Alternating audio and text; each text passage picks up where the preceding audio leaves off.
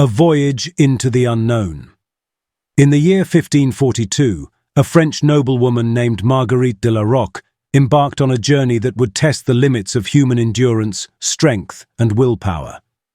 A member of an aristocratic family, Marguerite set sail for the New World under the command of Jean-François de La Rocque de Roberval, a prominent explorer and nobleman.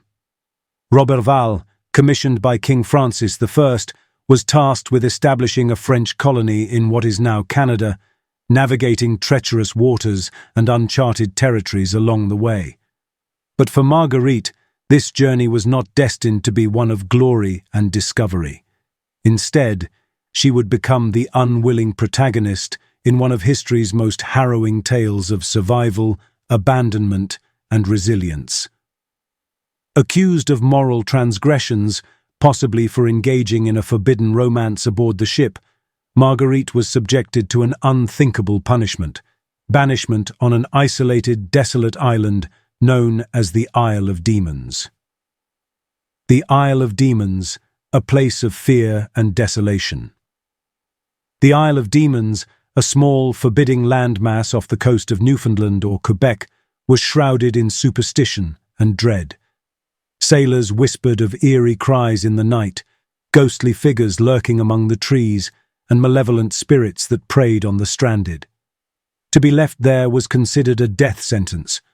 Abandoned with her lover and a maidservant, Marguerite was forced to fend for herself in an unforgiving wilderness. With no tools, no shelter, and no means of survival beyond what the land and sea provided, she faced starvation, bitter cold, and the ever-present fear of wild beasts. The once refined noblewoman had to adapt quickly, learning to hunt, fish, and build crude shelters in order to survive. Tragedy and isolation. Though Marguerite fought fiercely against the odds, tragedy soon followed. Her lover and maidservant both succumbed to the harsh conditions, leaving her utterly alone. Stricken with grief, yet unwilling to surrender to despair, she pressed on, her survival instincts honed with each passing day. During her years of isolation, she encountered the island's wildlife: bears, wolves, and the occasional curious indigenous groups who, according to some accounts, may have aided her in small but crucial ways. Yet, her only constant companion was the vast, unrelenting wilderness. Remarkably, at some point during her exile, Marguerite gave birth. With no medical aid or human support, she brought a child into the world on that barren island. Sadly, the infant did not survive, adding yet another layer of sorrow to her already unimaginable suffering. Yet, despite overwhelming grief, Marguerite refused to succumb to despair. Her will to survive remained unbroken. Surviving against the odds. Marguerite's survival depended entirely on her ability to adapt to a hostile environment. With no prior experience in wilderness survival, she learned through necessity. She constructed a crude shelter using fallen branches, animal hides, and whatever natural resources she could find. She foraged for berries, roots, and edible plants, and eventually developed the skill to trap small animals for sustenance. The sheer determination that allowed her to persist in such dire conditions is a testament to the strength of the human spirit. The winters were brutal, with biting winds and deep snowdrifts threatening to extinguish her fragile existence. Yet, she endured, developing an almost supernatural resilience against nature's fury. The eerie silence of the frozen landscape was punctuated only by the howls of wolves and the crashing waves against the rocky shore. Each sunrise was a small victory.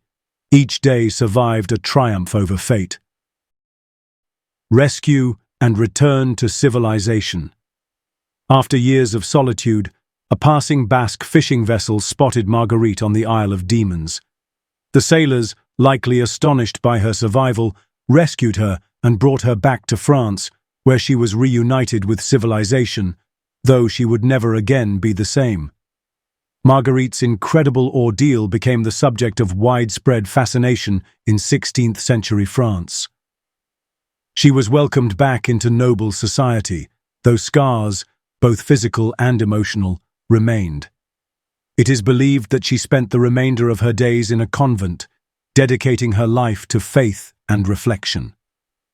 Her time on the island had profoundly changed her, and she withdrew from the world that had once cast her aside. Legacy of a survivor. Marguerite de La Rocque's story has endured through the centuries, told and retold in historical accounts, novels, and folklore. Her tale is one of extraordinary perseverance, proving that even in the face of utter abandonment, the human spirit can triumph. Her survival against all odds challenges the traditional narratives of exploration, conquest, and European settlement in North America. While men like Jacques Cartier and Samuel de Champlain are remembered for their expeditions, Marguerite's story stands apart as a testament to individual endurance and the cruel twists of fate that defined the age of exploration. Though the exact location of the Isle of Demons remains a mystery, her legend continues to haunt the imagination. Marguerite de La Rocque was more than a noblewoman. She was a fighter, a survivor, and an unsung hero of early colonial history. Her name may not be etched in stone among the great explorers of her time, but in the echoes of the wind that sweeps across the North Atlantic, her story lives on, a haunting reminder of one woman's unbreakable spirit in the face of abandonment, despair, and the unknown.